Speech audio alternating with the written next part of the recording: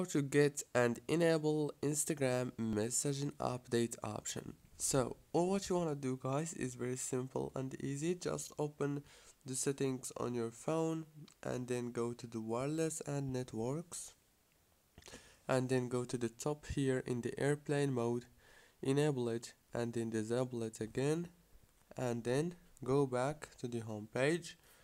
Now last thing you want to do is go to the Play Store or the App Store and update your Instagram. If you don't know how to update it, go to the search bar, search for Instagram, and you will find an update option right here on this section.